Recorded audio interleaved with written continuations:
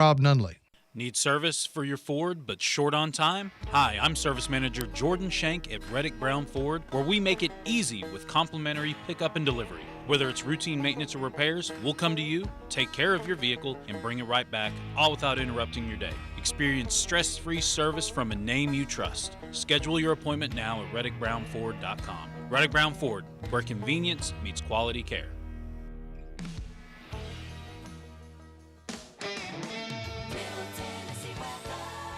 I'm Jamie Summers with your Main Street weather forecast. Hope you had a wonderful Monday school day. Tonight we're going to see a low of 72 under clear skies. As you wake up tomorrow, pretty much what you experienced today is going to be happening tomorrow too. A high of 93 with a low tomorrow night of 72. Sunny skies and clear. So it's going to be a beautiful day. Get out there and enjoy it as much as you can. Lieutenant, can you tell us what happened today? Our officers responded to a crash on I-40 westbound this morning. The driver of a pickup truck lost control of the vehicle, veered left, and went into a ditch. 911, what's your emergency? We've been in a crash. Please send someone. My fiancé is hurt. A front seat passenger was wearing a seatbelt. She survived without injury. The driver was not wearing a seatbelt and was ejected from the truck. He died at the scene. Law enforcement writes tickets to save lives. Brought to you by the Tennessee Highway Safety Office.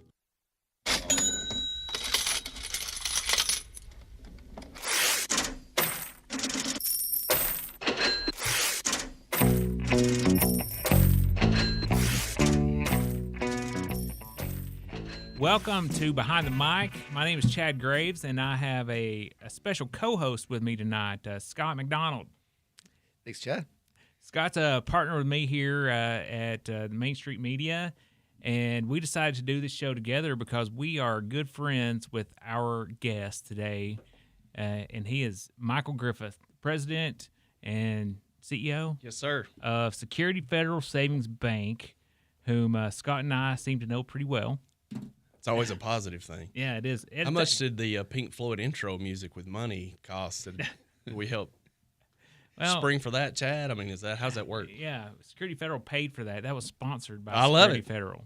I can tell the Winton kid's in the back because he's got good music taste, right? He does have good music taste. We always have to give Connor props for that. All those songs have something to do with money, by the way. Is that because of Chad, or is that because of me? No. Because I've known Chad. We go all the way back to the Chambers edition in Westwood. Yeah. And Scott, you're a little bit of a carpetbagger. You probably are not familiar with the Chambers edition. I mean, you live in Westwood now. But, I've passed by it, yes. Okay. Well, I mean, it was kind of the Chad, what would you say? I mean, Chambers was like you were just on the cusp of living in Westwood. Yeah, we were on the outskirts of Westwood. Yeah, we weren't like you could not be able. You had to get permission to kind of cross Marson Street to enter into the Westwood zone there. I'm sure it felt aspirational. Well, I mean, look at us now. Connor, can you share those things? I was going to ask you when you wanted me to do that. Yeah. So speaking of back in the Westwood, or not Westwood, but Westwood adjacent. Yeah. This is the Caney Lane days, right? Absolutely. Wow. They're shared. It's probably just a lag on your screen, so if you look behind you, you should be able to see them, Chad. Yeah, I see them on our stream here. But these are pictures of me and Griff and my brother Caleb. Yeah, my brother Caleb. This is Amy up in the mix? There is it. I don't think that's Amy. I don't know exactly who that is, but yeah. Connor, where did you get these? I mean, I think Chad sent those. Okay. I don't know where Chad got them. Scarlett. Yes. Miss Genealogy and the keeper of all things photos up until probably about 94, and then we kind of made sure she didn't have any of those photos at that point. So. Yeah, so whenever we opened the pharmacy, Miss Scarlett had to, she came by and brought these photos, and she said, I just wanted you guys to have this. That's great. I know, it is great. She is. My mother is a fine lady, and she is a keeper of all things on both sides of the family, and she'll give Jimmy Haley a run for his money on history and all things. So okay, I'll give my mother credit on that. I'm glad she passed those pictures on to each other. Yeah, those are great. Now we have them in a digital form, so they may live forever. Well, there you go. Yeah, it's good. Yeah. So speaking of photo, can I bring something up? I don't want to get too off script, but since we have photos, and I don't know if the Winton kid is in charge of social media or not. But I don't know if anybody at home can see this, but this is me being published on Behind the Mic, and I mean, do I look bald? I mean, take a look at this, Chad. I mean, that is like Chat GPT gone, like do an AI image of a young banker, so you automatically made me bald. I mean, look at that. But this is my new Macdonald Electric board photo. I mean, look how much more photogenic I am in that picture versus how I was. Yeah, it looks like the background remover tool took off a little bit of the hair. Connor in charge of that? Yes, I mean, Connor. They don't let me in charge of social media based on my morning show presence. There's a history. Yeah. It precludes him from being. So they're worried about me having a keyboard, but they give me a mic. It's confusing. That photo, which shows that the reach, as you say, was far and wide that day, because I immediately was inundated with, hey, if you go bald, you can pull it off. Look at you.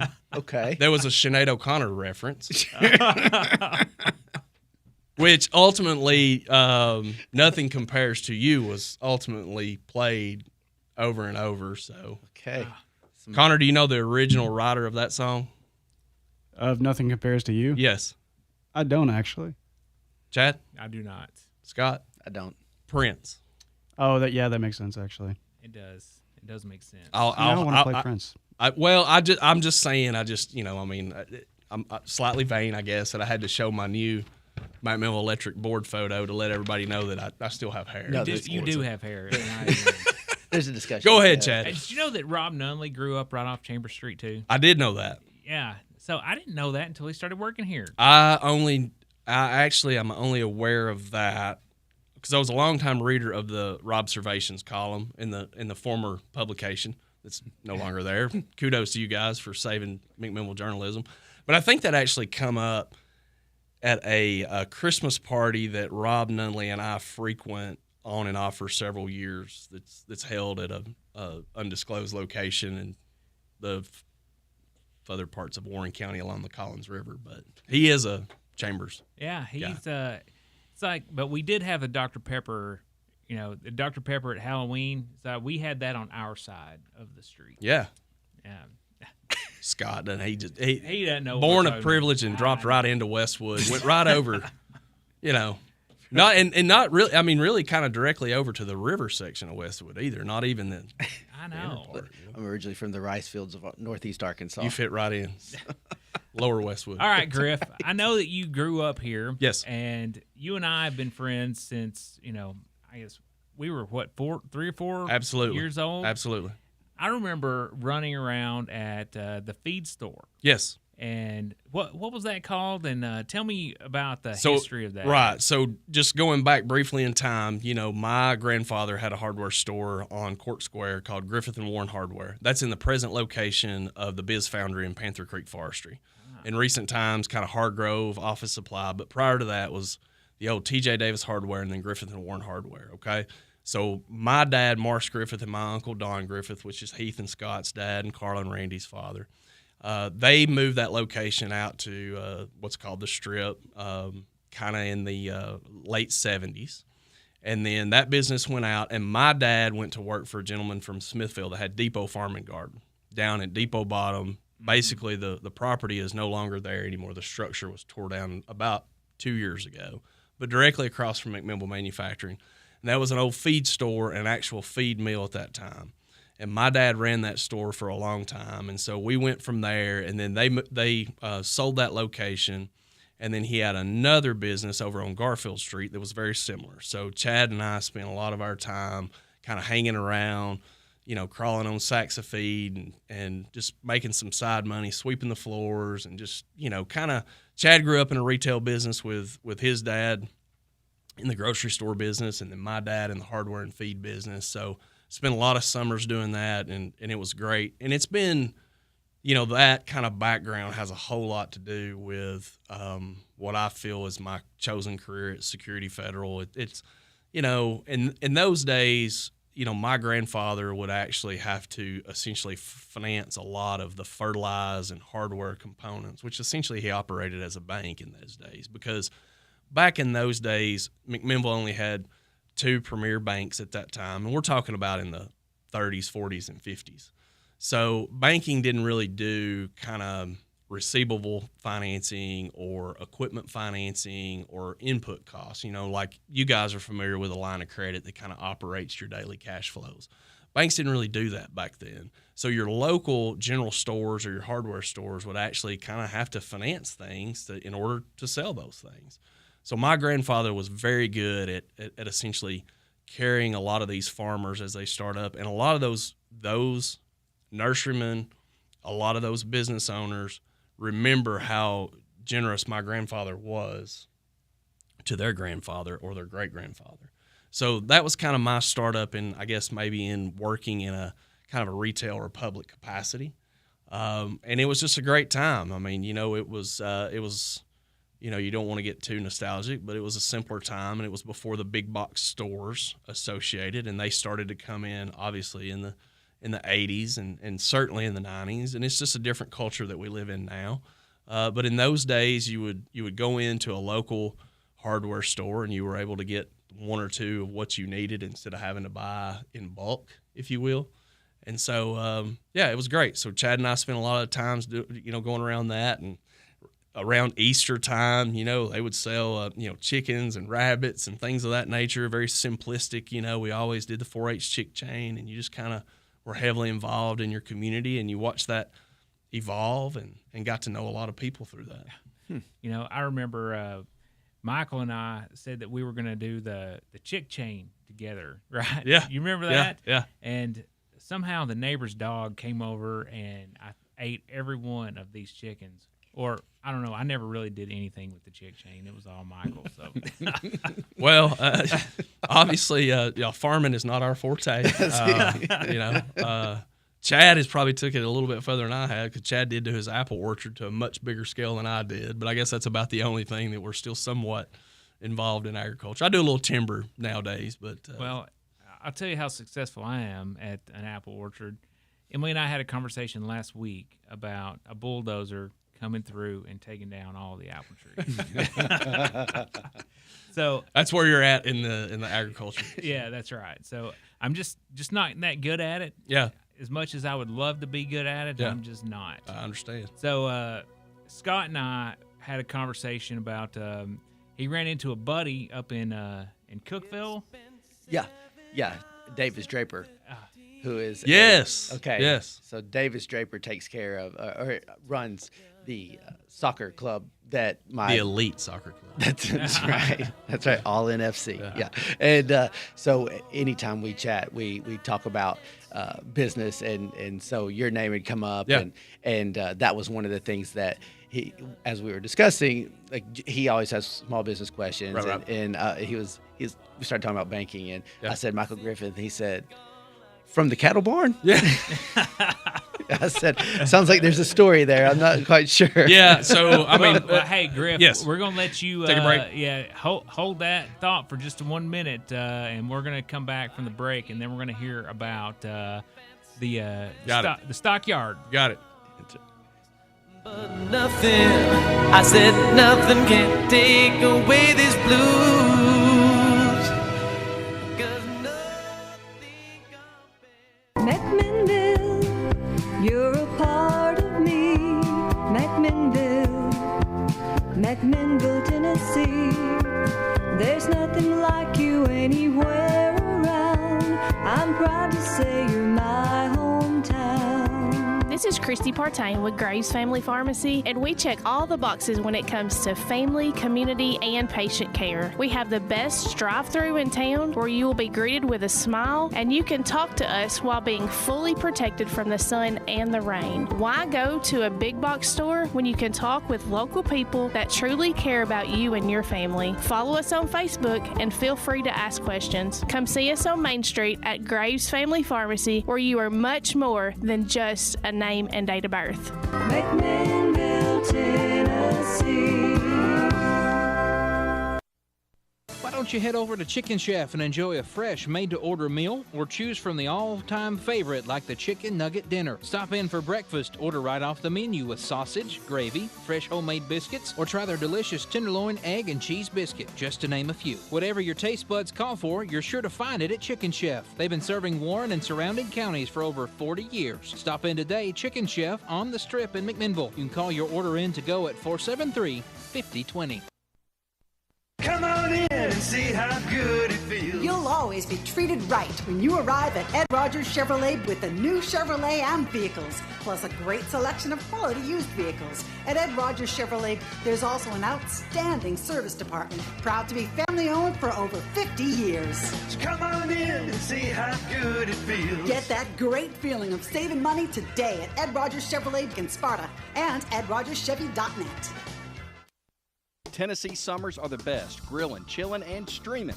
Nobody offers synchronous multi-gig fiber internet speed and the ability to expand your Wi-Fi coverage area like Ben Lomond Connect. Plus, BLC is offering our customers a chance to win a free $300 value Weber grill or one of 9 free internet monthly bill credits. All you have to do is send a picture of your family grilling, chilling, and streaming to marketing at benlomond.org along with your name, address, and phone number by August 31st. Not a customer? Don't delay and call your local BLC office today. Some exclusions may apply. Make the places you care about more comfortable and energy efficient with TVA Energy Right. It all starts at EnergyRight.com, where you can find everything you need to lower your energy usage for your home or your business. Contact Caney Fork Electric Energy Advisors Dale or Chris at 931-473-3116 or go to EnergyRight.com to start living and working more energy efficiently. Caney Fork Electric along with EnergyRight.com for all your energy needs. Brought to you by Caney Fork Electric Cooperative and TVA.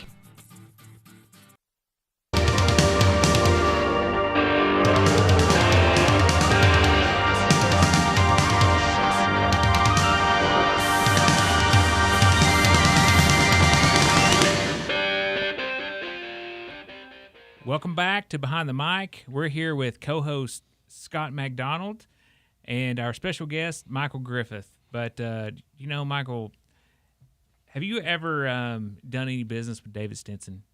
Yes. Yeah. There's something special about working with the fourth generation jeweler. I highly recommend going in and just stopping and talking to David and seeing what they've got. Abram, the young one, is now going into jewelry, and he's actually designing his own jewelry as well. It's fantastic, and that gets back to that whole nostalgic. And I think that's something, and I certainly want to say that McMinnville finally has that nostalgic, and it's that destination. And so some of the artisans and some of the local businesses that are here is pretty cool. So the whole Stinson family, that's a really unique business that's outside of agriculture, and I think that's what we were going with before the break with the Draper story and some of my history there. But Stinson Boy is great. I think what Abram's doing, I think it's very cool, and it's got a neat story to it. And I think it's downtown, right next to the Park Theater. They even have that old historic sign. Very cool. Yeah, Chad, you and I have to be careful about signs in McMinnville. That's one of our controversial things. Thanks for Connor again playing a little Dire Straits, Money for Nothing, little Knopfler action on the guitar. Yeah.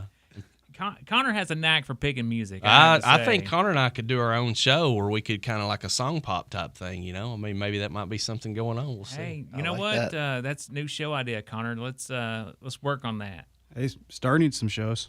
Yeah, that's right. There we go. That's right. So it's before the break, yes. So one of Scott's buddies that's a 1996 Warren County High School graduate, Mr. Draper, I think has went on to great success in the soccer world. Yes. And Davis and I shared homeroom together, and kind of one of I guess, my local trivia, if you will. The current Warren County High School actually was finished about 95. So the class of 95 was technically the first group to, I think, graduate, even though half their semester was there. So the class of 96 spent their whole senior year there. And Davis and I was part of that group. But what Davis is referring to as a stockyard is as Chad mentioned, my history with my parents' feed and hardware store. I think every young kid probably has some sort of romantic idea about the West and cowboys and farming in general and things of that nature. And I still have a fascination with it, love going out West and things of that nature. But I spent a lot of time and working in my high school years and right out of high school at Warren County Livestock.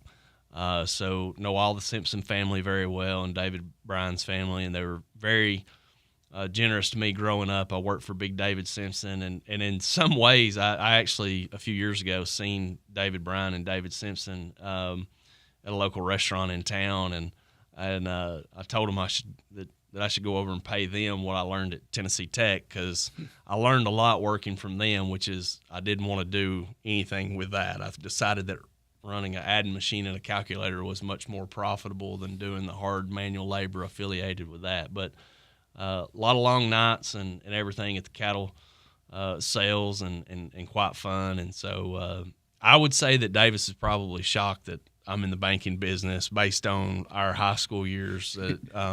That's not the superlative that I won, not most likely to succeed.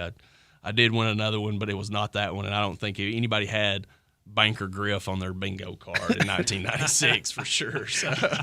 Which is obviously wild for me. Coming in 2010, that's all I know. And so we both had this moment where it was like, what are you talking about? Exactly. And I was thinking, what are you talking about? So we had an opportunity to kind of share stories. There's real economic lessons in that is kind of fascinating. No matter, everybody wants to talk about their first job or their childhood jobs or whatever, but there's definitely an economic lesson in that that whole industry is fascinating, and that stock barn is one of the largest stock barns for the feeder cattle. And not to get too nuanced in this, but I mean, they sell a lot of cattle out of Warren County that's not just from here, but the whole regional area that's shipped out. And there's a lot of people in this industry outside of that family that have a successful cattle operation and nursery operation. And from my perspective of the bank, that's the source of the funds that allow all the loans to be made, whether it's downtown revitalization or businesses in general. You got to have the source of the money are deposits. And so these agriculture industries have actually built a lot of the economy. And going back historically, it was agriculture through forestry with hardwood flooring manufacturers, the hickory handle mills down at Depot Bottom, then the nursery industry. The kind of the pre-runner of that was the apple brandy business before the nursery industry, and then the cattle industry and things of that nature. But all of that is where a lot of the deposits have actually kind of sourced and stayed in the banks locally and allowed the banks to basically leverage that to invest in other businesses. So when you think about economic vitality and the strength of your local economy, it always comes back to where the money's coming from, and it's that core base has been here for over 100 years. So Griff, one of the things that I wanted to kind of talk to you about is McMinnville is changing. Warren County is certainly changing, but you're right that our roots, no pun intended, is from the nursery business. Are we going to remain as the agricultural center, or are we changing to other types of industry? Yeah. Great question. Kind of as a vendor to the nursery industry, so I have a vested interest. I don't have anything directly, but as a banker and a bank to many of the existing nursery industries, there was a time when I worried about that. So, we're talking about high school days and things of that nature. In 1996, when I graduated high school, and Chad, you were right behind me, class of 97, I think is what. There was probably, a lot of nursery families that we graduated with, but very few of them decided to go in the business. Many of them went off to college, and that's great. But now there is a core group that they have actually, left, and they've come back to run the nursery. So there is a succession plan more in place now. The economic model in the nursery industry, it's become I've never seen an industry that has continued to improve the the way they have. Now, most of the nursery guys that are friends of mine, they would deny that. They're going to tell you hey, cost of fertilizer, we're going broke, we're not making any money. That's just the nature of any business. You always want more if it's you. If you're looking in the mirror at yourself, you're basically, what can I do better to improve? But as an outsider looking in, that business has consistently improved their margins better than any other industry that I can really think of, especially certainly in agriculture, because it's value-added agriculture. And there's things that contribute to that. I mean, one, as a society, up until recently, I think we cared more about the environment and things about reclaiming land. And the current trend is certainly disconcerting about that. But I think overall, most people, they feel good about planting a tree. If you're building a new road, the city's going to require you, the county's going to require you to plant a tree. And they want you to plant a better quality tree. So all the growth that has occurred in the Southeast in general, whether it's a residential subdivision or commercial subdivision, they require usually a bonded job. So the landscaper has to guarantee the tree's going to live a certain amount of time. So the nursery industry around here have figured out how to make money. I've got one nursery customer that says, he's got this phrase, I make money on every tree that goes out the door. They want to sell a better quality tree, and it's less about volume, and it's more of a curated approach. It's a bigger tree. They do them on a caliper size, ball dig size, whatever, container. It's a lot of opportunity to basically green up the space. And then everything contributes to that is our demographic change. Williamson County, one of the wealthiest counties in the nation, certainly in Tennessee, Franklin, most of your developments require a certain amount of green space be dedicated to it. So it's just not like how many houses can you pack into the area? What does the space look like?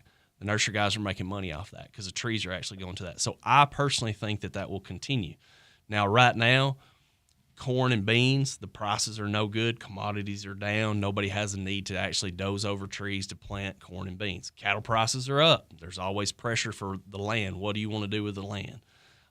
We are going to continue to see pressure with residential development. Coffee County's got a kind of a big situation going on right now with their planning commission where they don't want to allow any more development, right? So does that put pressure on Warren County? Does our planning commission, does our building and codes, do they have a good game plan to make sure the wrong group doesn't come in to cut up the property to compete with the landowner? But overall, I say yes, the succession plan is in place. The economic model is good. Margins continue to improve. The next chapter in the agriculture nursery story is the fact that what I kind of call the price of poker actually has went up. So if you're a third generation nursery owner and you're getting ready to go to generation number 4, and now there's 5, 6, 7, 8 heirs, okay? Not all of them want to be in the nursery business. Just like any family business, it reaches a point where the brother or the sister says, hey, just give me what daddy left us or mama left us. I want my check. And so that price of poker has shot up. You take the current interest rate environment, you take the price of land going up, the entry costs are high. Now, what these people have going for them is they're usually one of the heirs. So they've got, if there's 4 of them, hey, they got 25% at a cost reduction versus if the 2 of y'all wanted to buy something because you're not inheriting it.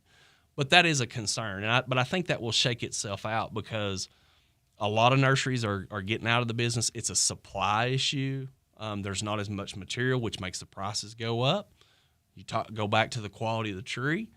So personally, I think it will continue, Chad. Well, I hear an astronomical number of acres get converted into subdivisions or shopping centers every day in Tennessee. So it does seem like that the farmland is shrinking quickly. Is that going to be a problem here? Yeah, I think it's always a concern for sure. But I think because we have value-added agriculture, it takes a big price to buy some of those people out. Well, excuse me. Connor's bringing in the music, so it is time for us to take another break. But when we come back from the break, we want to, I guess, find out more about why you even got into banking. I know we talked about that for a little bit, but it's like, why are you doing this? Sounds good. All right, we'll be back on Behind the Mic with Michael Griffith and Scot Macdonald. I'm so bad.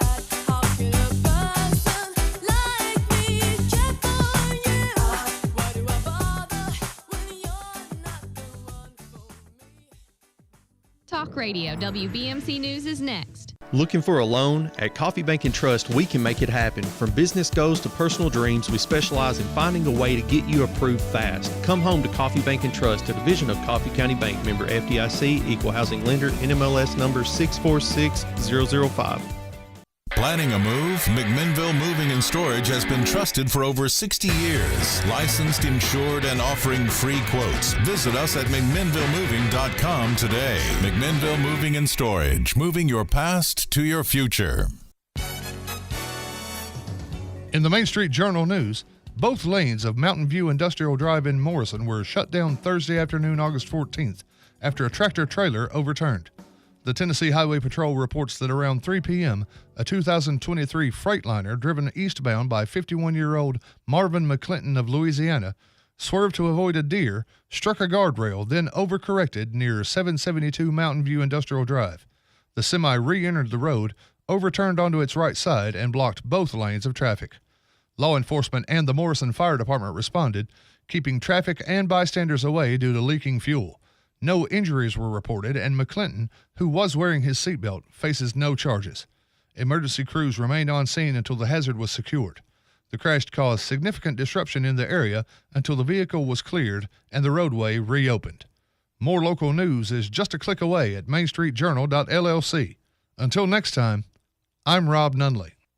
Ascension St. Thomas River Park is here to listen to you because caring for you is our #1 priority. Ascension care teams start by understanding you, your health, and your life to deliver care that's right for you. Now offering cardiac CT angiography services, a non-invasive cardiac exam that looks at the blood vessels that supply blood to the heart and can detect if plaque has narrowed the coronary arteries. The compassionate, personalized care you've come to expect is right here in McMinnville. We're more than just a hospital, ER, and a clinic. We want to give you hope, health, and strength.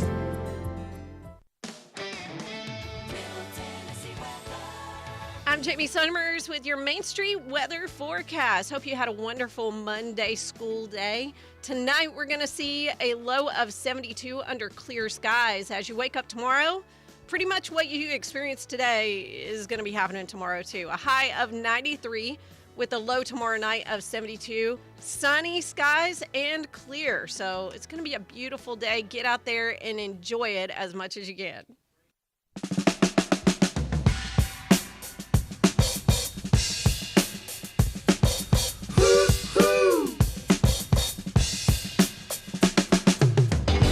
This is a story about Billy Joe and Bobby Sue. Welcome back to Behind the Mic. So, Griff, who was that? Steve Miller Band. He's hitting it out of the park. The Winton kid is on point tonight. Connor, well done. Yeah. Connor he really does a good job at this. That Take the Money and Run is a classic. I actually right before the break, you're talking about banking and everything. I teach at the Southeastern School of Banking. I've been an instructor down there for 10 years, and it's a joint program with Belmont. It's fantastic. It's in conjunction with the Tennessee Bankers Association. And when I teach down there, I love a lot of musical reference and stuff. And so when we get to kind of the section about loans that go bad, we all have that in banking. Bankers will say, I've never made a bad loan. I've had some loans go bad, but I've never made a bad loan. When you make it originally, it's a good loan. It felt right. It felt right. But that's one of the references I'll play, a little Steve Miller Band, Take the Money and Run, because there's certain opportunities that you have to exit and kind of minimize the loss, if you will. So, well, that was something that I wanted to kind of ask you about. What is a time where you had to come in and repossess something? Tell us a story. So use names. Yes. No. I mean, obviously we have to change. I would love to kind of document that. And when you teach in these classes, you can certainly be a little bit more specific. But we have been blessed. I started at Security Federal in 2008. I hired in January in 2008. Okay. The Bush administration was still in the White House. This is pre-Obama. You had the housing crisis that actually had just occurred. And to kind of put this whole thing into context, There's an excellent movie out there called The Big Short. Okay, it's fantastic, and it can kind of, in layman's terms, really talk about what happened in 05, 06, 07. And I think it was just as a society, and you can go all the way back to the 90s where home ownership was key. Everybody, I mean, that was the ticket to the American success. And so Wall Street basically duped community banks, and some of them actually knew better, but they essentially monetized. And what I mean by that is they were taking loans that had really got away from being on the bank's balance sheet. Now, all mortgages essentially are off the balance sheet for a bank in due time, okay? Because you think about banking takes a short-term liability, a deposit, and is generally trying to fund a longer-term asset like a loan. So you've got to manage that money where, Chad, if you come to me, I mean, you're not going to lock your money up maybe a year, maybe 2 years in a CD or something like that. You want to stay liquid. But all the people borrowing money, they want it for as long as they can because it takes a while to pay that back. So banking is always a source and use question. So you have to be able to manage that liability. You always want those deposits coming in. You want to time those assets. So getting back, come to work in 08, things are not good in McMinnville. I mean, and things had not been good in Warren County since Carrier shut down, okay? I mean, we're talking Main Street pretty much, other than the New York Grill was kind of trying to get something going on in the early, or 2000-ish when he moved from Rock Island in, but nothing going on. I mean, it's just pretty much vacant. A couple of other businesses are trying to come in. The housing is just stale, And so, yes, we had some situations at that point in time where we really tried to work out some stuff. And it's tough. I mean, you have to get real. You have to get real with yourself because you've loaned this money out to somebody. And I tell my bank students, cash repays loans. Okay, so a lot of times the community, the customer, or even my employees will say, "Well, we'll be okay if I have to take it back, I can sell it for what I've got in it." I said, "Okay, that's good. That's a secondary source of payment." We rent money is what we do. We rent it from the depositors and rent it out to those that are wanting to lend the money out. So you have to get real. And when you start seeing those warning signs, a lot of times they want relief, if you will.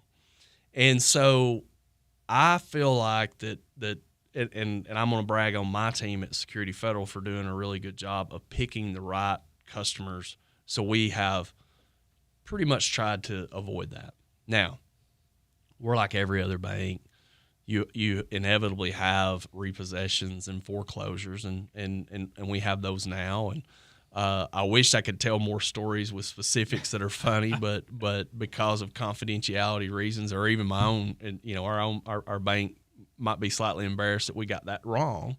But as a whole, community banks are always going to be much easier because I see horror stories every day where a large financial company or a larger bank, they do not have the ability to work with the customer to do a workout, do some restructuring, help those people. And what we want is just that communication of going on. Now, we're also realists. We tell people, hey, you cannot borrow your way out of debt because sometimes, money's a drug, and you can just continue to pump it out and pump it out and pump it out, and you have to have that realization with it. But yeah, I mean, I'm not going to lie. I mean, we one of my main jobs was cleaning up a lot of stuff that didn't go right in 2008, and it's not great being what's called essentially special assets, where you have to have those tough conversations. And I've sit in a wrecker on a dark road looking for a vehicle to take back and all kinds of other assets. I mean, we've had to repossess livestock and all kinds of odd items before, mainly real estate. And you hope you get it right. Most of the time, though, it's a tragic situation that doesn't have anything to do with the bank portion of it. A lot of times people are going through life events that you want to try to help them, whether it's drugs, alcohol, divorce, or whatever, certain addictions that transpire that. But when we started, go ahead, Scott. No, I couldn't help but sit here and think that's the double-edged sword of being a community banker. Absolutely. I mean, as rewarding as it is to help be a big part of how McMinnville has grown, you also have to sometimes make these hard decisions and have these hard conversations with the same community that you live in and love. And Absolutely. I can just imagine, and like you're saying, this is not just because somebody made a bad bet. Yeah. This is because something happened that they couldn't control, but ultimately you have to run a business. Absolutely. So. It's a tough call, but we navigate it, and we try to keep a dialogue going with them, and so we're thankful for the community, and we want to try to help them work it out. Yep. All right. Well, we're going to take another break, and when we come back, we do want to talk about community. Okay. Because one of the things that Scott and I talk about with you, Griff, is you are very, very much connected with the McMinnville community. It's like, where do you see us heading? Got it. In the future? Got it. Sounds good. All right. Little gambler as we exit out. Little gambler. I know this one. Chad. All right, we'll be back on Behind the Mic. So I handed him my bottle, and he drank down my last swallow. Then he bummed a cigarette. Hi, I'm Brian Covert from Viola's Pizza Company. In a small town like ours, we rely on each other. Businesses working together and neighbors supporting neighbors. That's why I'm proud to be a member of the McMinnville-Warren County Chamber of Commerce. They help remind people that we're here, serving up handcrafted pizzas while making our community stronger. At Viola's Pizza Company, we believe a rising tide lifts all boats and maybe a few pizzas too. Visit us in Viola or find us on Facebook. Thanks to the Chamber for helping us thrive. It's time for some more wonderful specials from our friends at Warehouse Discount Groceries. Kraft cheese chunks, shreds, or crumbles, just 4 for $10. Daisy sour cream, regular light, just $1.25. Bluebell ice cream, half gallons, just $5.99. Over in the deli, Charter Reserve ham, $8.99 a pound. Don't forget to check out their fine deli meats. All this and more at Warehouse Discount Groceries, 835 Smithville Highway on the Strip in McMinnville.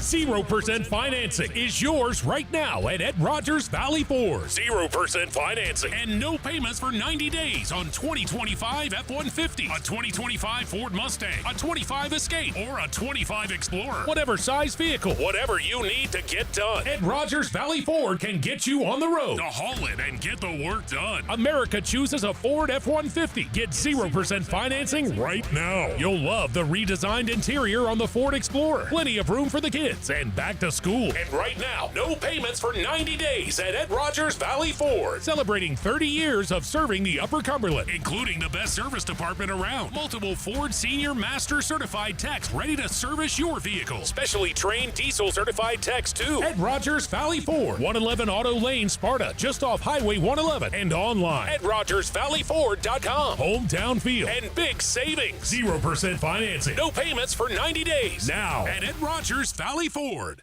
At Pioneer Building Supply, we're your one-stop shop for lumber, tools, and building supplies. Whether you're tackling a major renovation or just need a few materials for a small project, we've got you covered. From framing to finishing touches, we have the products and expertise to help you get the job done right. Stop by and see us today at 231 Northgate Drive, Suite 250, McMinnville, or give us a call at 931-473-7777.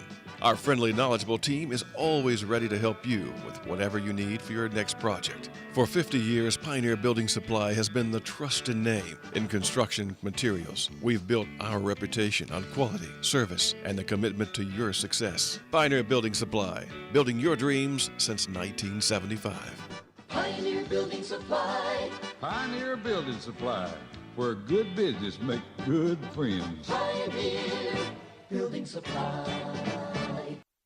WBMC McMinnville, 960 AM and 97.7 FM. WBMC. Take this job and shove it. I ain't working here no more. So I think Griff said that to was it First American whenever you left where the pharmacy is now? Yeah, AmSouth. But AmSouth. First American was there. It's a great kind of a great story talking about lending and community development. I started out back in 2005 with AmSouth Bank, where Chad and Emily's pharmacy is at. And that bank was actually a bank that was owned by a notorious and fraudulent banker named Jake Butcher. The bank was originated out of Morrison, called Citizen State Bank. They did very well. Some of their families still here in McMinnville. And they sold the bank to Jake Butcher, and Jake was a notorious banker, one of the biggest FDIC bank shutdowns in the nation at the time. And so that bank actually was acquired by First American because the FDIC, Federal Deposit Insurance Corporation, that's kind of the gatekeepers, they come in and shut Mr. Butcher's banks down. So First American basically was about the only bank that could afford to buy them out of receivership. So they took them over. So First American ran the bank there. And ironically, they had, at that point in time, they were essentially down to 2 locations. The West Main location, where Graves Family Pharmacy is now, and where the Security Federal location is on the Strip on Smithville Highway. So First American closed that bank down. My predecessor and former president and CEO of Security Federal, Joe Pugh, bought that location and put Security Federal in there. And then First American merged with AmSouth in the early 2000s. I was hired to work for AmSouth in 2005 and kind of bounced around at all their locations and settled in McMinnville at that location and ran that office, got to the branch manager's position. And then Regions Bank and AmSouth merged. And then at that point in time, Regions had 5 locations in McMinnville because of their acquisition of City Bank and Trust started out in 99. I think the merger finalized 2000, 2001. There's Union Planners in there somewhere. Yeah. So Union Planners bought out City Bank, and then Regions bought out Union Planners.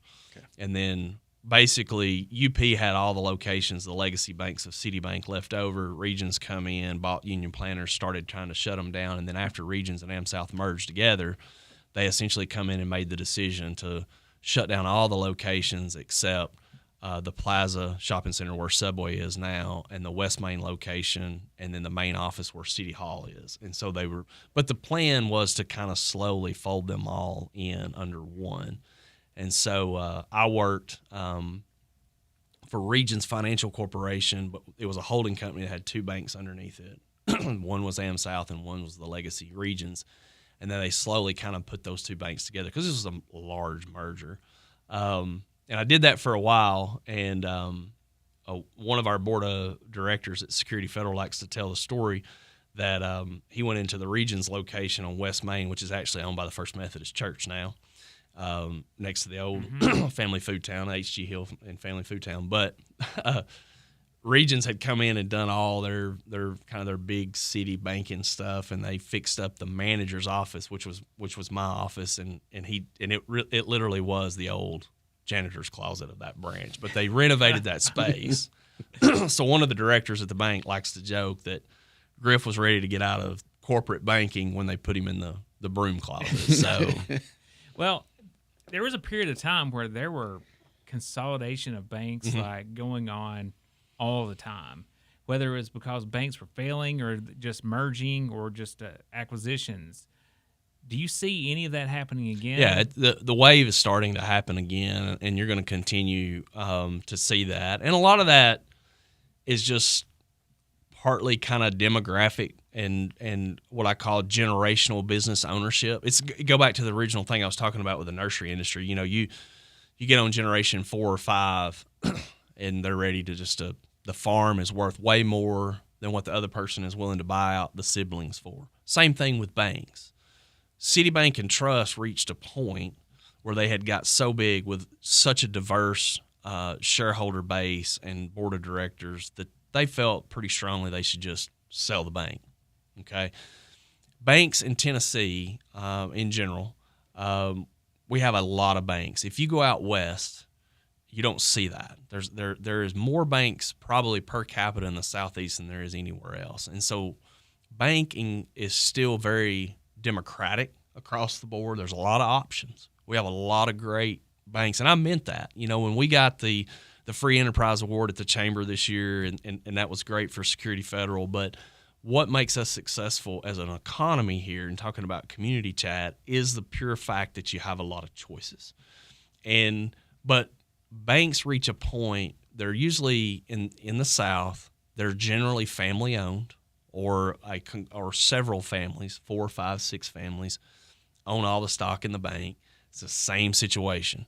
Whenever one of the large shareholders pass away, do the other shareholders want to step up and buy that, or you reach a point where the bank has to kind of sell? And then it's the same economic temptations. I mean, I talk about the source of deposits, absolutely key. Some banks literally want to buy other banks just so they can have those deposits. And so from our perspective, we pride ourselves on, if you deposit your money here, you can go, you're riding around and seeing what your loans are. Now, you may not like that person. You're not going to know. I mean, that's my job. I mean, I'm kind of like a physician. It's or an attorney-client confidentiality. But if you deposit your bank in the local banks here, you're pretty much riding around looking at the collateral that you got. And so when you see the local economy doing well, you say, well, that bank's pretty safe. But sooner or later, because of that success, the larger banks will come calling. They'll start knocking on all the banks' doors and say, we want to enter that market. And it's a lot cheaper to buy than it is to build from the ground up. And so that's one of the things that I want to, that we want to continue here, because we want a strong banking environment. I hope all the local banks, and we're blessed to have 3 local banks headquartered here. Huge. I mean, First National is the second oldest chartered bank in the state of Tennessee. I mean, that's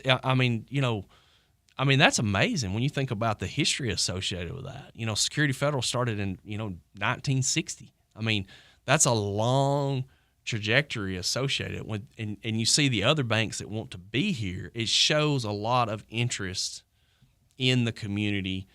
And so before we had the break, Chad, you talked about community, and I mean, one stat we were joking about Westwood in 2008 bought a house in Westwood at a distressed auction, okay, and just keeping it simple, took 10 years to basically essentially sell that house for $100,000 profit.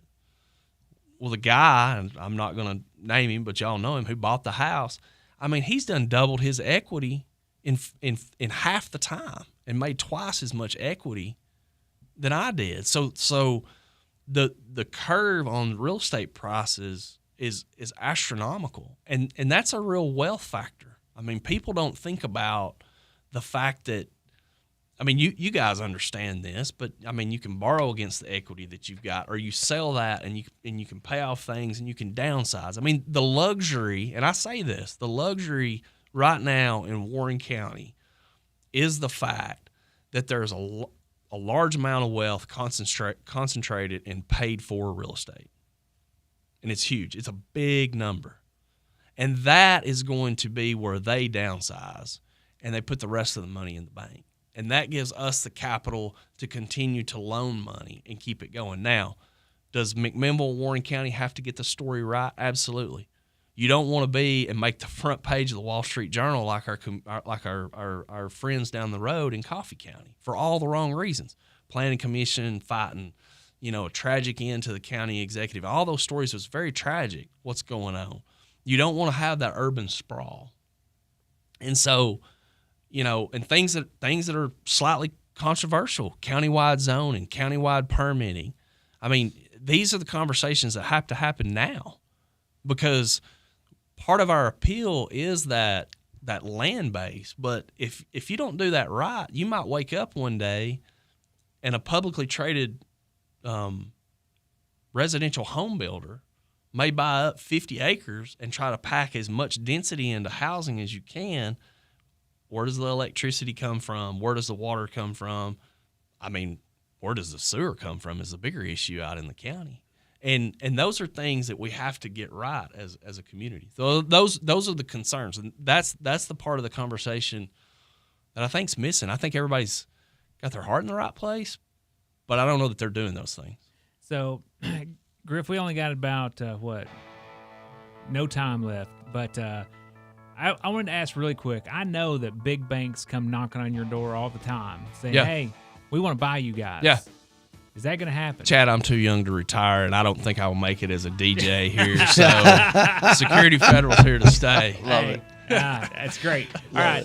We've come to the end of our radio portion, but Griff has agreed to stay for overtime. So thank you guys on the radio for joining us.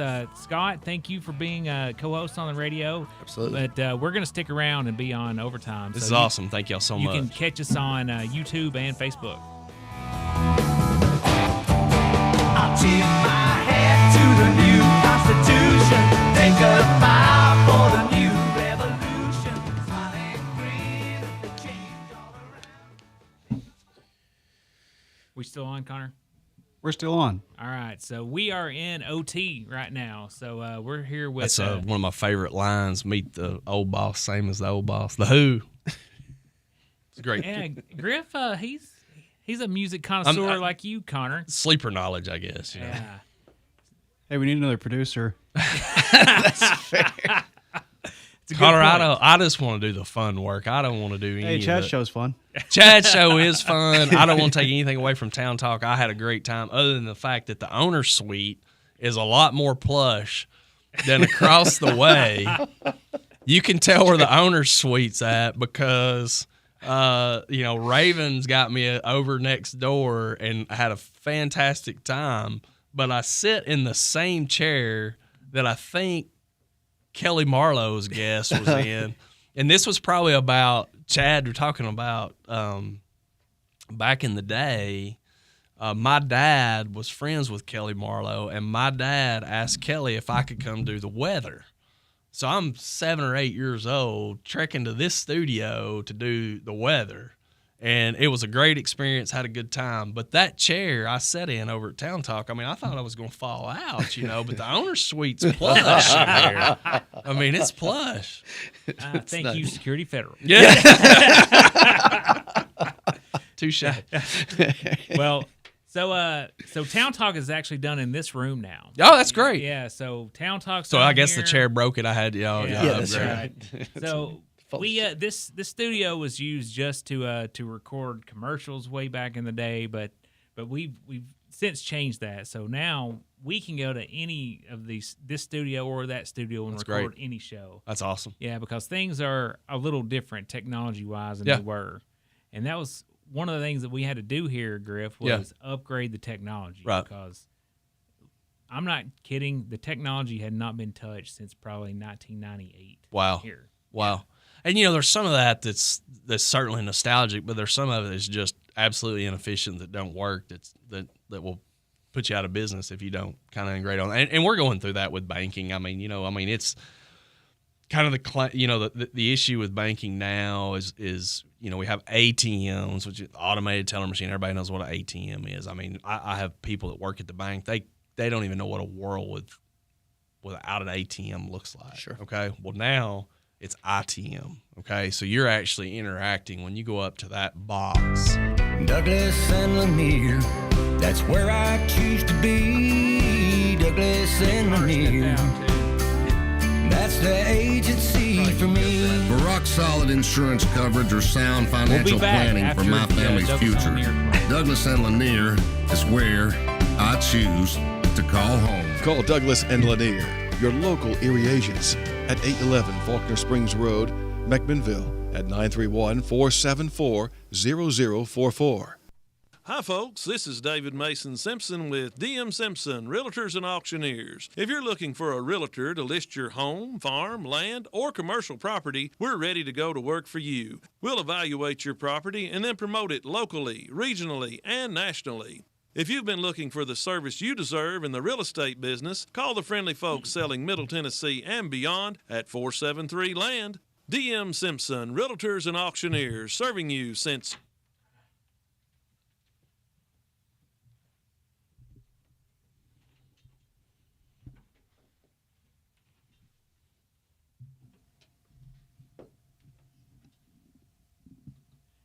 All right.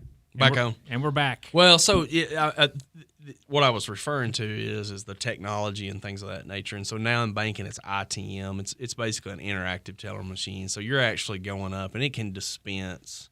I mean, you're literally interacting with a teller via a computer interface, FaceTime, if you will, Mm-hmm. you know, and they're basically handling the transaction as if you were in person. And it's allowed a lot of banks to go into some markets, you know, that they've never been in before. Now, I'm not a skeptic. I think it's great.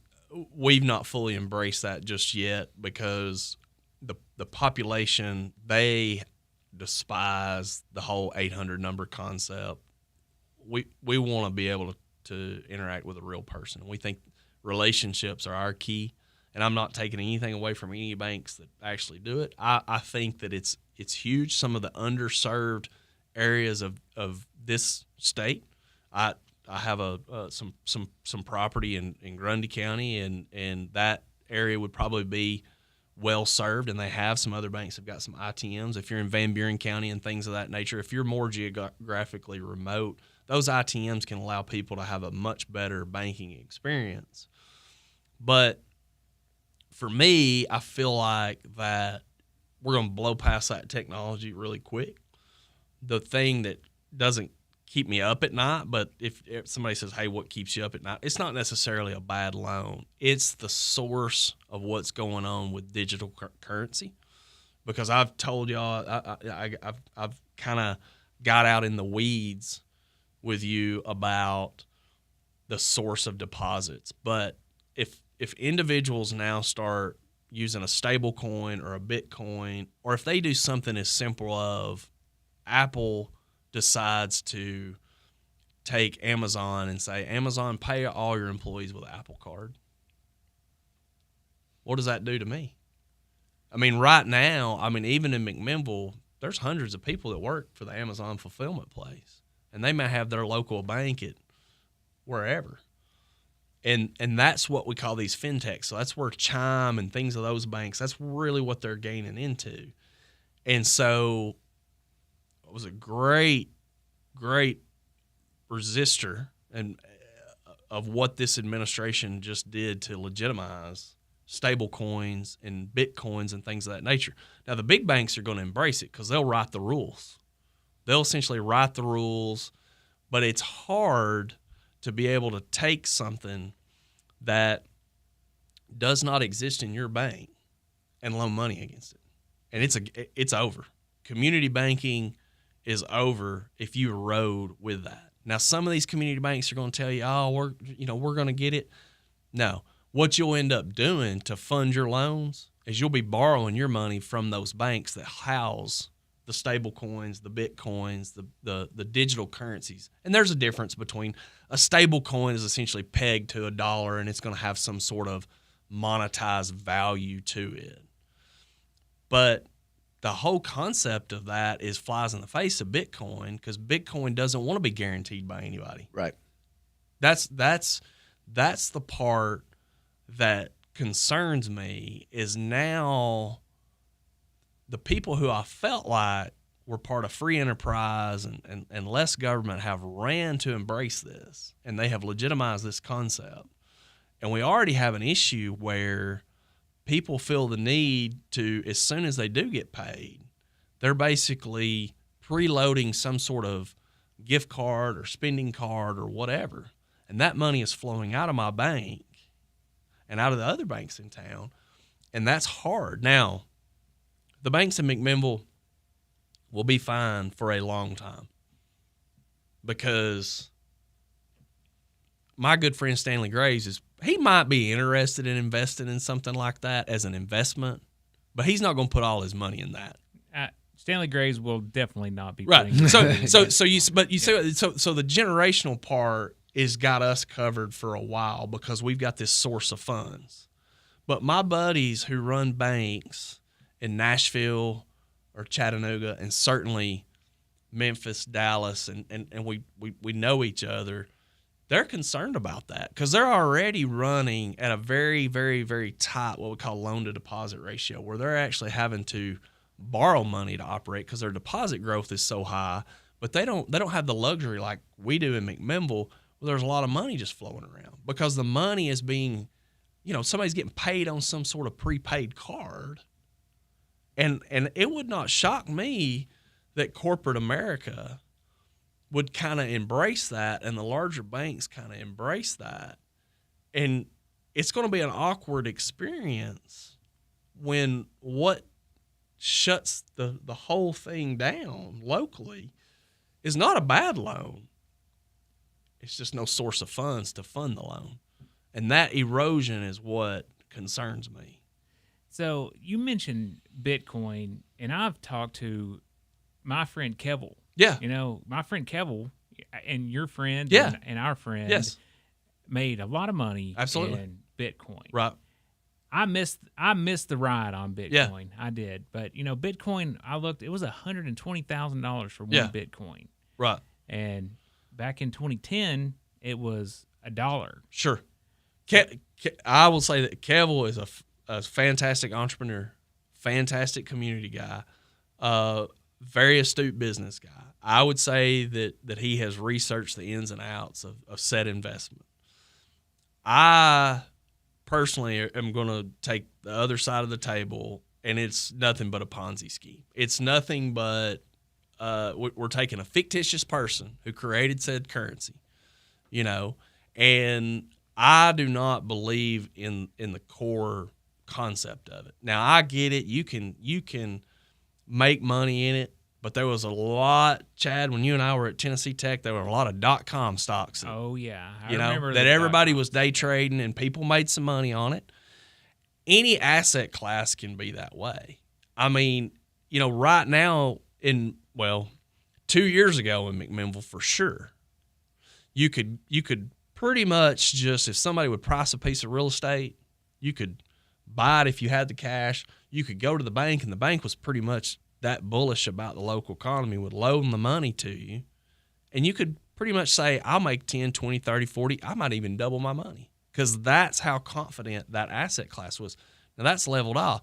We were talking about in the show foreclosures and kind of the unsightly part of banking.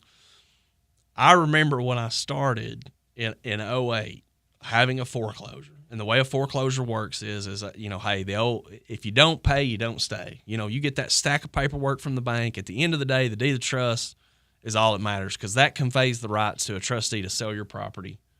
And we are a non-judicial foreclosure state, so we don't have to go to court to take your stuff back. Banking is very powerful in Tennessee. So when I started, things were not good, and we would foreclose. It'd have to be public notice, okay? And we tried everything in the world to work it out with the person, and sometimes it just didn't work out, and we have to take our property back. At the courthouse, Warren County Courthouse, okay? And we're on the south side, so that's this side of the courthouse, right? Be me, the bank's attorney, and one of the deputies at the jail, and that was it. Selling somebody's house. I mean, that's how bad things were. Nobody would absolutely show up. Fast forward to about 2022, 21, 22. Got some COVID money, all that sort of stuff circulating in the system. Nashville's doing well. Had one foreclosure. We've not had very many. We've been blessed, knock on wood. We feel really good about our local economy and our client base. Had the one foreclosure. So the trustee, which is the bank's attorney, says, are there opening bids? That's the way this works. If you've never been to a foreclosure sale. I'm there. I'm kind of a high touch. I've since in the last few years promoted Matt Raines, and Matt's our senior lender, and Matt's doing a good job, and he's got his team, and so they're doing more of that part of it. But I still like to go. But I'm at this sale, so since I show up, they kind of let me do it. Bank attorney says, are there opening bids? So the guy only owed us $80,000. The house is well worth more than that. I get it. That's all I care about. I'm not trying to profit from it. I just want my original money back plus my legal expenses. Bid it in. Person immediately bids $85,000, so it goes over that. So at this point, it's a regular auction. So bank attorney is literally just going back and forth. And so we blow past our payoff. There was a second mortgage, a third mortgage. Okay, so for those of you that are listening, you know, I'm in the first position, so I loan money first. Somebody else secured a loan on a second, and then a third, which is very risky because you got to be prepared to take everybody else in front of you. Totals up all past that. Probably 5 judgment liens where this person had not paid credit cards and other people. So overall, over $120,000 worth of debt on this property. He doesn't stop till the property gets to almost $200,000. And the guy that's losing his house says, well, if I would have known it was going to bring that, I would have sold it a long time ago. Saved yourself a lot of heartache. He say, you know, because he's walking out of there with a check. This guy just lost his house, and he got cash back that day. Wow. You know? And, I mean, that a few months prior to that, a local real estate investor that y'all know was at the sale wanting to buy, and he couldn't get over because he was used to being able to buy these things just a little bit above payoff, you know, and help the people kind of relocate or whatever. We're auctioning this property off, and this is on I'm not going to name the street, but it was a street that if you're thinking about the Monopoly game, it's one of those over here it's not Park Place, okay? Right. All right, so it's not it's Baltic Avenue, if you will. If you think about the Monopoly game, it's McMinnville's Baltic Avenue. Purple, right? red. Yeah. So it's not, you know, good people, but anyway, it's a sad situation but the house, this is a house that, you know, 4 or 5 years prior to would have been lucky to bring $60,000. The bid's $120,000, double what used to. And the local real estate investor, he raises his hand and he says, I'm not bidding. Are we selling the same house I think we're selling? I mean, so the difference, I'm saying all this to say that Warren County has entered a new era. This is a new plateau for real estate pricing locally, but part of that is because the overall financial health. And I hate to believe, but the Bitcoin thing is very scary because those are dollars that have been converted out, and you know, money that is going towards Bitcoin, resources that are going towards Bitcoin or whatever your digital currency is of choice. Those are dollars that I am highly concerned will eventually be the pay source for the American worker. And if that money doesn't stay in the banking system. Now, you know, I mean, I don't want everybody to be like, oh, trust me, Mr. Banker Man, with your money, you know, and be that guy. But you can see what we're doing in the community. You can ride around and you can see how this money is being reallocated back to the community as a whole. That's my take on kind of where we're going. Well, so you obviously believe in McMinnville, Warren County, and there's growth here. Yes. And there has been lots of growth. Can this continue? I feel it can. I mean, Chad, I mean, literally, I can walk to my house from your radio station. You know, and Missy and I can choose to go to all kinds of restaurants that didn't exist. You know, people in McMinnville still have choice, and it's a great choice, if you will. Mm-hmm. And I do feel that it can continue. I do feel very strongly that there's still opportunity. Now, I think now we enter, it's not the speculative phase, it's the management phase. Okay, it's about how do you take these resources and maximize the next use of them. I told you about the stat that the huge amount of equity of paid for real estate, that just demographics as the older population, let's just be quite honest, as they pass away, those properties will be sold and that money will kind of make its way. And a lot more of those people now are local. I mean, think about you two guys, for example. I mean, you know, y'all made a huge investment in this community. Y'all have both worked in larger markets, Atlanta, Memphis. I mean, y'all kind of have that connection, but y'all choose to be here, whether it be for family reasons or where to raise your family or whatever. I think it will continue, but I hate to belabor this issue, and I hate to beat on it. But the thing that McMinnville and Warren County absolutely must get right is responsible growth. And right now, if you go and ask the average person, you're going to get, I don't want the government telling me what to do with my land. And I get that. But I can assure you, if the government don't tell you what to do, they're not telling the guy who wants to put tiny homes or the guy who comes in here and wants to try to figure out how to put 80-something houses on an area that used to might support 40. And then you have a situation where you have a traffic control issue. And again, kudos to some of the people that have started to tap the brakes on that. So sometimes less is more. You know, to take that nursery, for example, you don't have to sell 15 tractor trailer loads of trees. If you sell 5 with a higher margin on it with less overhead, you're better off. So we can do responsible development, and we don't want to alienate it. Hey, one of the greatest things in this community is Overton Retreat, which is a fantastic gated subdivision that is on Long Mountain with people who have vacation homes that are literally probably they basically picked up the slack on the property tax rolls whenever the county lost their lawsuit with ISHA over the taxation of the dome, and St. Thomas bought the hospital, which flipped it to kind of a semi-tax exempt status on some of their things. So your property tax dip. Overton Retreat is carrying that weight. You're not building schools. You're not building jails. They're just happy to be here, and they're very engaged. And so, but if you start trying to be a subdivision grower, if you're trying to put a lot of housing here to supply to Murfreesboro, then you're going to alienate that crowd. Now, I'll be the first one, you know, if I'm a listener out there, I would be lighting me up and be like, well, if we don't have more housing, how are people going to be able to afford it? Because we have a real affordability of housing here. It's a serious problem.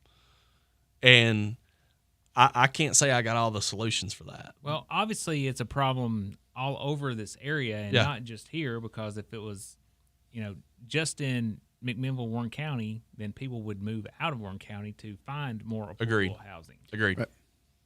Yeah, that's one of the things I was thinking about as we were as you're talking. Is like you almost have to reconcile. Do you want to be kind of the way to slow down the growth that people don't want? They don't want it to expand. It is if you don't regulate it through government, then you're going to have to regulate it through pricing. There has to be something to slow down the growth, because otherwise it's just going to take off unchecked as people look to make money. Yeah. And so, how does a community define itself? How does that come about? You think about a Murfreesboro. Everybody uses Murfreesboro as the way that it sprawled out, and even Murfreesboro themselves have tried to check the larger developers. Mm-hmm. And so, to some extent, maybe the community is almost having a conversation with itself about who it wants to be. Yeah, and maybe that's that transition. And that's well said. And it is certainly a I wouldn't say a national problem. It's definitely a statewide problem. I think a lot of communities, though, are solving the problem by taking the quick buck and allowing a lot of unchecked residential growth. Okay, so my friends over in Manchester and Tullahoma and Coffee County may call me after this show if they're watching it and really get on to me for dunking on them. But that's what they did. They essentially sold out. So if you're in Murfreesboro and you can't afford to live there, but you have to work there because of the way the salary scale works, you get a home in Manchester, way less. And then you're just getting on I-24 and you're jumping off at Joe B. Jackson before the main traffic issue. I think there was Amazon's recruiters kind of incentivized everybody to be on the Manchester side anyway. And so I feel like a lot of communities are kind of trying to embrace that. But what I don't want to happen is this gentrification in a weird way of Warren County where the people who work here and do the service industry and they have nowhere to live. And at a bank, I have employees who are spending 55 to 60% of their income for housing, and that's not sustainable. I mean, that's just not going to work because, I mean, Chad, you know, when you and I got out of high school, if we and friends of ours that we grew up with that stayed and went immediately to work and good jobs, Scott, they were only paying 25%, and that's doable, right? But when you're taking that much for your housing, it's just it's a concern, you know. Now, I feel like that part of that issue that we have in Warren County is the real estate community and the residential building community. They're sitting on some really good margins after COVID, and they don't want to adjust their price. The economy is probably going to correct some of that. So some of these folks their money's tied up in it, or they don't like an 8.5% interest rate, so they're going to start lowering their price a little bit. And then you put more inventory on the market, and that corrects a little bit of the rent roll. But I think taking if you look at the whole pie, yes, Chad, to answer your real question, it will continue. I think real estate's going to have some hiccups locally, but I think there's enough discretionary income in McMinnville and Warren County and a lot of things that we have right that's going to kind of keep this thing going. Because like you said, people are not moving away from here. They've just got to weather the storm of having that 55% of their income go to cover housing. And there's ways that I feel like that I think there's some creative things that our county and city could band together with the banks to do, but so far that's kind of not went anywhere. We've made some approaches on that. Maybe they'll come back with us, but we'll see. So where's the growth? Yeah. Are we talking about, are we going to become more manufacturing? Are we going to remain, agriculture? But where's the growth coming from? Sure. So no on the manufacturing. I think that's out. I think we have some niche manufacturers that are much more what I kind of call boutique businesses. I think they're creative on what they do. I think you have some generational businesses that continue that. But basically, I think we're going to be in the quality of life business. So it's a mixture of people who live here and work here. I think it's a mixture of people that live here and work somewhere else. I think it's semi-retirees, vacation homeowners. So that's more hospitality driven. That's more a little bit residential service driven. That's good for the financial sector because they typically will bring more banking business towards us. That does come into question. You got to manage that time frame between the people who used to have good manufacturing jobs and until the second homeowners come in and they shop here. So we're still right now, and I'm seeing encouraging signs, but it is discouraging. Friends of mine who have second homes here, when they stop at the Publix in Murfreesboro and buy everything, and they come right in here. Now, they have gotten way better at supporting the local businesses. And I think that's going to continue to have some growth. But I feel like that our growth is going to be basically a very investor economy after all. Because if you are somebody who has an opportunity to sell your home in Franklin or Nashville for a pile of money from somebody from California, if you stay in Nashville or Franklin, you're just buying somebody else's equity. You've got to go, and you can't go to Columbia, Tennessee, which is a fantastic town, doing a fantastic job. Chaz Mulder, the mayor there, is doing phenomenal, but Columbia is the new Franklin, okay? So now that's that's been discovered, if you will, right?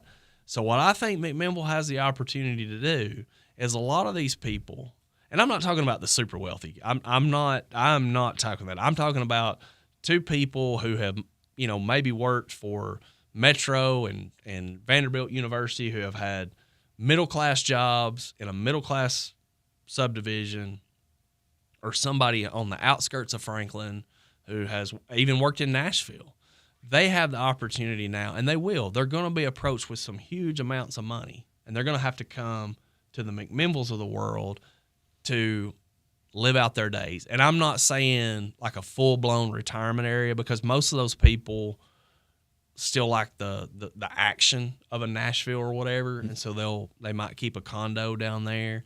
But agriculture, hobby farms, a little bit of a commuter town.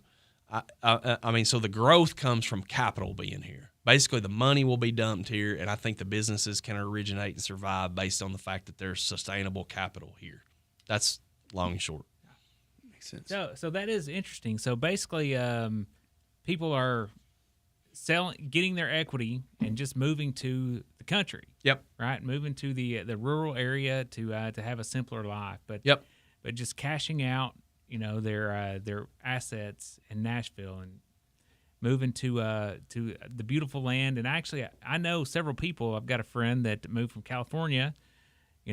Said he didn't like the politics of California, right. So he wanted to move here. Yeah, and there's always going to be. I think what Warren County has going for it is it's toxicity is always in the dose, right? So a lot of these areas that move in people from both coasts can get inundated, and then they want to, there's a lot of bumper stickers. Don't you California my Franklin going around, right? Okay, so that's going around where they've kind of, they want, the idyllic life, but then they want certain things, right? And we gotta, politics is always local. Like, so the person who's an extreme conservative in California is probably a liberal in Tennessee. Mm-hmm.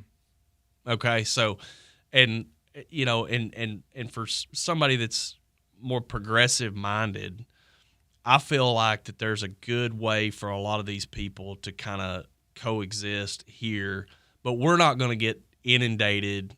And so a lot of the people that have moved here, they're not going to agree with all the political aspects, but I don't think we're going to have the concentrations of it. But I still feel like that McMinnville, we're going to get sprinkles, like you said, of the California, and that's probably what gets the headlines. Mm-hmm. But we're going to have more people that are true Tennesseans moving here.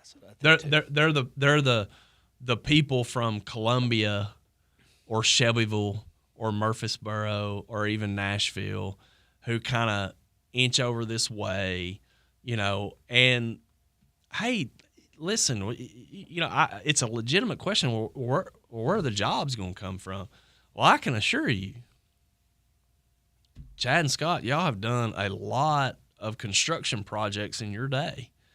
And what some of these trades people are making, and it is a substantial amount of money, and I'm proud of them. I mean, some of my, really good friends are making really good money just working with their hands, plumbing, electrical. That's where the service part of that and the craftsmanship of that. I mean, it's a true game changer in terms of what the jobs will do, because the people that I'm saying that are going to come here, they're going to want a curated approach to everything. They're going to go into your more mom and pop stores, and they're going to want a mom and pop experience on building their house or fixing their house or fixing their car, and all of that. So, Motlow, TCAT, kudos to them for continuing to crank out people associated with that particular trade. And then I think there's going to be other curated. I think a lot of people are going to come here and be like, hey, I was a physician at Erlanger and I'm burnt out, but I'm too young. I'm gonna do a consulting office here. Hmm. I mean, look at this Biz Foundry up here. I think it's full. I mean, I think it is. I mean, and that's a business incubator where people are like wanting a shared office experience. And so, to me, I think that's a key driver that I think a lot of people want to continue to do that. And I'm going to tell you, I'll be honest with you, a lot of those people that you're talking about, they're still running their business from here and they're doing things from here, I love that. So if you're going to the high school and you're going to talk to the seniors and you say, hey, you're going to go out, you're going to get your education, you're going to go to work. What are you telling them about why they should come back here, or what is that going to look like for them? Yeah, well, I mean, it's an excellent question, Scott. I mean, to me, I think, I mean, everybody's going to have that always, this generation is no good compared to my generation. Sure. I mean, I never thought I'd be, talking like that, but you do, I mean, I have, but my young employees, they complain this much. The Gen Xers and the ones that are older than me, they complain this much. So, I mean, it's just like these kids, I think, that if you think about it, I mean, this is 2025. So some of them don't even remember 9/11. They certainly remember the housing crisis, talking about coming out of the Bush administration, going into the whole experience with the too big to fail, and banks were propped up. And I mean, these kids remember their parents literally losing their houses. And then you had the Great Recession, so, you take about from 2008 to 2016, nobody felt good because it was such a long way out. I mean, nobody realized how bad the number was in 2008 and how good the number was in 2016 because it took so long to get there. But to get to your point, I think what I tell those kids is no matter where you're at, you need to look at your niche. What does the town need? What is it looking for? What's the competition like?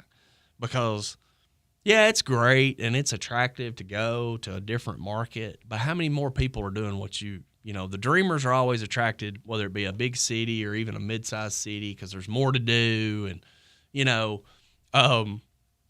so my intern this year was Scot Hale, fantastic kid, did a great job. And I mean, Scout would go places with me and he would talk about, like, a lot of his friends was like, well, there's nothing to do. And Scout would be like, I disagree. There's a lot to do. We've got this, we've got that, and he could rattle off this. And I was like, this kid's got, like, he knows what it's like to be like, I want to stay here. And so it's almost like they're selling it to themselves, but it's like in any industry. I go out there, if you're interested in this, you need to, if you want to be an electrician, is there a need for an electrician? If you go to Cookeville, there's going to be a ton of them to compete with. There might not be that many in Macmillan. Well, I'm just using that as an example. It could be in banking. One of my things was, to me, I wanted a good job that paid really well, that didn't require a whole lot of just grunt work, And I looked around and I looked at all the bankers, and they were old, like really old, And Joe Pugh at the bank was the youngest of the old group, He wasn't that old at the time when I went to work, but all those old bankers, I mean, they had some years with them, and all their support staff had some years with them. So I chose that because I was like, if I just give this a little bit of time, there's not as much competition, for me locally. And so you've got to assess what it is out there. So those high schoolers, I just say, whatever it is, you've got to do situational awareness. Is there a need for this and where I'm going to be at? And do I want to do that?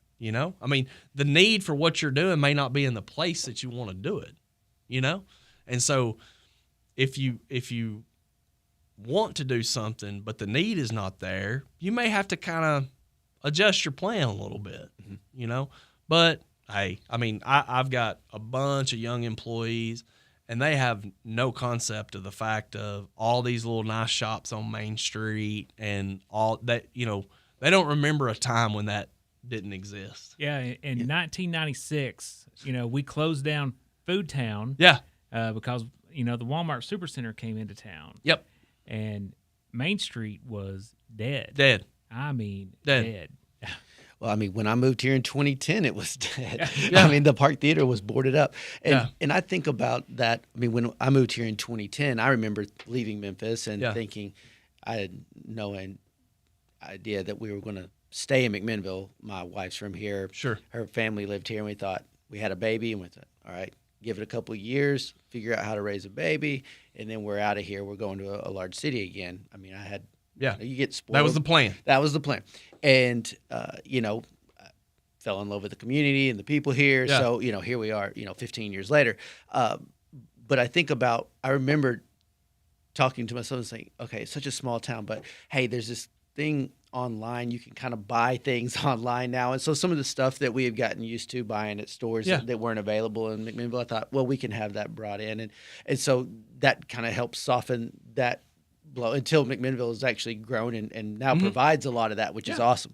I kind of think the same thing maybe can happen a little bit with remote work, and COVID kind of brought that forward faster maybe than what it originally was. But now you can have people that can move here and work in these large companies.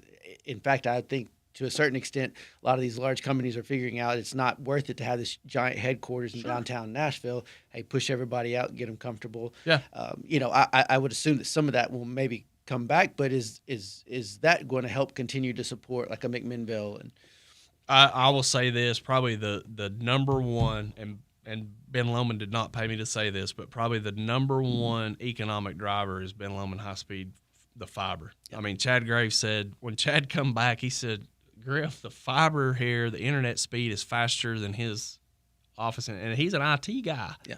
In Atlanta. In Atlanta. Yeah. And so I think that's an equalizer. I think that certainly contributes to it. But you're 100% correct. I mean, McMinnville was kind of boarded up. We are watching – and guys, there's a lot more work to do. There's a lot of there's the underbelly is soft of this thing. Okay, there's some real issues the county's got to grasp with, and I say that about codes and planning. That's the two most important thing, infrastructure. But having said that, even with the underbelly being soft, the overall thing is very positive because what we have watched pretty much, honestly, since we're kind of about 2020, even a little bit before COVID, so 2018, was a huge amount of influx of cash down Main Street and the rest of the community, okay? So that was pre-COVID dollars, so all that was coming here. We've not seen a renaissance like that. So my dad will tell you that he can remember when his father, my grandfather's hardware store was on the Court Square, this was the hub. So Main Street was the hub. You can see pictures of how busy that was. And then we went through this massive situation of the 70s and the 80s and the 90s. And, Carrier shuts down in the 90s. And, all Supercenter comes in because it's just that same, hey, how many people can get to McMinnville in 30 minutes? And that's why Walmart's here. Mm-hmm. Okay, so I'm not going to knock Walmart, huge amount of sales tax collection, and you can drive by that parking lot, and we need that, okay? But I think we've transitioned now to a different model where dollar stores provide some components, the online merchants provide it, but then our local businesses provide a certain amount of response to the community's need. And the fact that the three of us, with all the other people that have been involved with Warren County's revitalization, I mean, I have a hard time. I have a Main Street bias, but it's more than just that downtown core. I think there's more to be done. Mm-hmm. I think we've got to get this end of Main Street addressed. Unfortunately, I feel very strongly that the city has kind of drug its feet on that investment. And I think it's paid out in spades. You got the business model to show you that it works. Financially, they've been in a better position they have been in years. Certainly better than when they did phase 1 and 2. Mm-hmm. So I think that works. I think there's more to be done in terms of that density issue that's causing some stormwater runoff and some flooding issues, and some roads are getting congested and things of that nature. Nothing like what other communities go through, and it's obviously a first world problem, but things like that have to be addressed. I agree. So you made a comment at one of the historic zoning meetings. If the city's not going to invest in our end of Main Street, why are we even in the historic zone? Yeah. Right? So what do we get out of it on our end? Well, so for the audience that doesn't know, the city asked me to be a part of and be on the board of the Historic Zoning Commission, which is a 5-member board appointed appointed by the mayor and ratified by the full board. I was asked to be a part of it because at that time, I had a condo, which was the first. Jewel Hill and Bobby Kirby built the Opera House condominium, which has Evelyn Taylor downstairs, and there was 2 residential condos in 2018. That was the first vertical new construction since 1970 in the downtown core. I think it's actually before 1970, but part of the DA's building went through kind of a major build out, if you will. Now Pioneer Pediatrics rehab a building, but from the scratch up. At that time, I was executive vice president of Security Federal, major landowner. We've got a pretty significant campus downtown, so they asked me to be a part of it. It was great. Then they had some turnover in it. I was appointed chairman of that board, and really, again, very much a conservationist at heart. Would love the whole concept of just following everything to the T. Get in the weeds with you on historic preservation. But I'm also a realist. I'm a banker, okay? So, I want people to be able to make money. So, to Chad's point, you have the historic map, if you will, the historic zone. You can go on the city's website and you can kind of see it. And it defines everything that is inside that map essentially has to be bound by some historic zoning guidelines. Very smart when it was set up. Talk about my grandfather's old hardware store, that building, very old building. The Walling Flats, if you will, houses Hoover & Son Insurance. Hoover & Son Insurance has been around forever, still in business, great building. Ben Myers' office there is now. Before that, it's Hargrove. It's first post office there, right? First National. You got all these great historic buildings. So you want to preserve that, because if you don't, you're going to lose that historic character. Now, they being the original, the city setting this up, from Chancery Street, so think about it from the library west, all the way down towards the Westwood Bridge and stuff. That's all in that zone, which that area is less historic, with the exception of Galligan and Newman Law Office, the old Bond Funeral Home, which houses, I think that's Farrah Holloman, Frank Farrah's law office, okay? And then his mother's house where Miss Gwen lives at now. Security Federal, I'm not going to change anything with that building. It's great, but it was built in 1970, okay? That to me is not on the same magnitude of the First National Bank building or the post office, okay? Right. Like Rob Nunley says, it's just because it's old doesn't mean it's historic. Exactly. So you have to kind of weigh those things. But at the end of the day, I was concerned that everybody in that map is held to the same standards, okay? So if you're east of the library, look at what all you have. Top-of-the-line landscaping. Top-of-the-line curated streets. Free parking. An abundance of free parking. So if you think about the Spring Street free parking and everything behind the farmer's market, okay? So all those city amenities, if you will, on the eastern portion. Then you go over to the West Main side, okay? Had a very realistic conversation today with Macdonald Electric System, which I'm very fortunate to sit on that board. It was a car that hit a utility pole right in front of, or in between, in our sidewalk between the bank and our lending operations, which is the one with the McMinnville mural on it. Okay. So the pole probably is going to need to be repaired. Well, every practical person, just like TDOT coming in to fix the big dip. If you drive to Westwood, the big dip, right, was going to fall into the street. I mean, those are my employees, and I'm telling my contacts with the state, please fix this, please fix this. Well, we're waiting on phase 3. We don't want to. Do we move this pole? Do we fix this road? Do we do these sidewalks? And nobody wants to do any of that. Okay, And it's a concern. And Macmillville Electric will make sure that it's safe. And just like TDOT will make sure the road is safe. Mm-hmm. And the city is going to do everything they can to make it safe. I'm not saying that. But look at the difference. When you look at those sidewalks and you look at that street and you look at that infrastructure compared to east of the library. Same set of rules. So if you're a business owner west of the library with very little resources being allocated your way, very little amenities being given your way, and you're still being told from a historic zoning perspective, well, you got to be held to this exact same standard. So enter the sign controversy. Mm-hmm.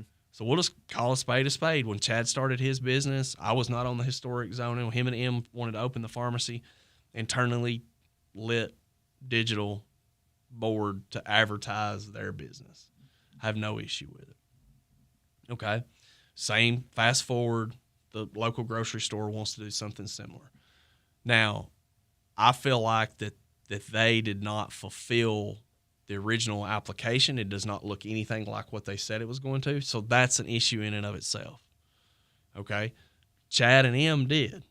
Now, we can have philosophical differences, but Chad may have not needed that sign if all the amenities that the eastern portion of downtown had. But if he's not getting the traffic count and the free parking and the manicured streets and the perfect landscaping that this side's getting, yeah, he's going to have to do some stuff to gin up the business, if you will. And so I, as chair of that, slightly controversial, I guess you could say, because I have to take that. That's my personal opinion, and I have to chair the meeting on how the rules are actually written. Okay, but me personally, if the city of McMinnville, and I mean all those folks do a fantastic job. I'm not saying that. I mean the city of McMinnville, the employees and the staff show up every day to do a great job. But the elected officials need to push the issue of reinvesting on that end of downtown. Obviously, I'm biased from sitting on McMinnville Electric's board. Obviously, I'm biased as president and CEO of Security Federal Savings Bank. But I'm also practical to say that everybody from that end deserves the same amount of investment. We're talking about public infrastructure, folks. I mean, I'm not saying we're just trying to plant all nice trees and all that kind of stuff. We're talking about legitimate infrastructure. Water and sewer issue is a concern down there. The sidewalks are a concern down there. Yeah, I would say for me personally, the sidewalks, lack of sidewalks, lack of crosswalks, the utility poles are in the sidewalk in many areas. Yeah. I mean, it makes it very difficult for someone to walk. It's terrible. Yeah. It's terrible. And I am not speaking on behalf of McMinnville Electric system, but McMinnville Electric would be the first, in my opinion, to work with all the people attached to the poles. But the city's got to have a game plan.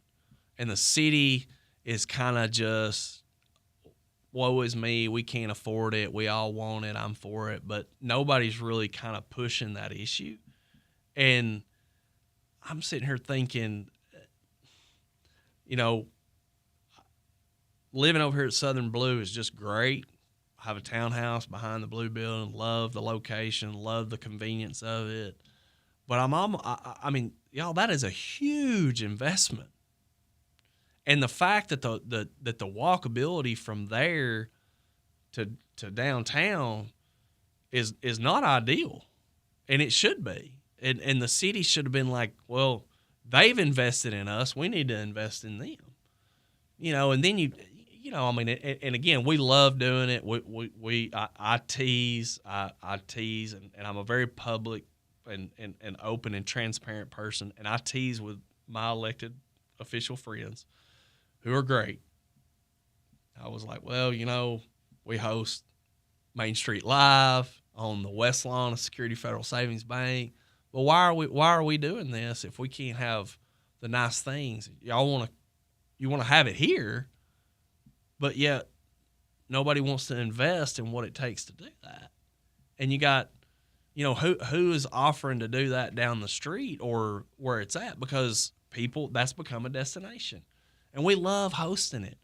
But we're just asking just for a little bit, of investment, a little bit of courage to say that's the right thing to do, and the walkability of how that's going to tie into the kind of the upper parts of West Main going back towards the Civic Center. That's a huge amount of people that live over there.